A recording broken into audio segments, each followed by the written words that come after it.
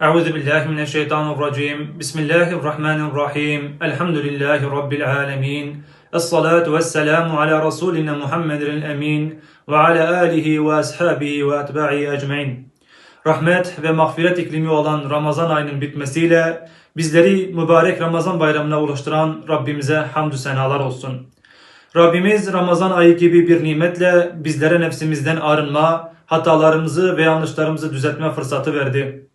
Ramazan ayı ibadetlerle, salih amellerle ve iyiliklerle ahiretimize güzel hazırlıklar yapabilme imkanı sağladı. Yardımlaşma ve dayanışma kültürünü artıran Ramazan ayı, Müslümanlar arasında muhabbet bağlarını güçlendirmeye vesile oldu.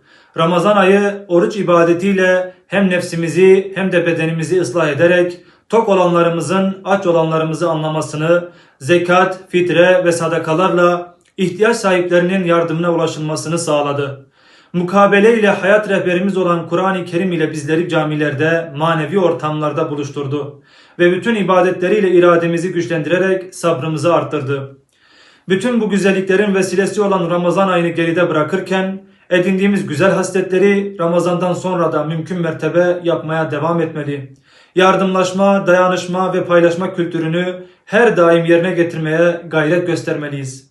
Oruçla temizlediğimiz nefsimizi ve iftarı bekleyerek güçlendirdiğimiz sabrımızı Ramazan'dan sonra da muhafaza etmeliyiz. Kur'an Nesli platformu olarak rahmet, mağfiret, şifa ve muhabbet iklimi olan Ramazan ayına elveda derken merhaba dediğimiz mübarek Ramazan bayramının yardımlaşma, paylaşma ve dayanışma kültürünü arttırmasını, İslam ümmetine esenlik, birlik ve beraberlik getirmesini temenni ediyoruz. Kardeşliğimizi, muhabbetimizi ve sevinçlerimizi artıran Ramazan bayramının bütün İslam alemine sükunet, huzur ve mutluluk getirmesini Rabbimizden niyaz ediyoruz. Bu kutlu mevsimin İslam coğrafyasının içinde bulunduğu sıkıntılarının bitmesine, mazlumların zulüm ve belalardan azade olmasına vesile olmasını temenni ediyoruz. Ramazan bayramı başta Gazze olmak üzere zulüm altındaki tüm İslam beldelerine Ramazan bayramı başta Gazze olmak üzere zulüm altındaki tüm İslam beldelerinin zaferine vesile olsun. Bayramımız mübarek olsun.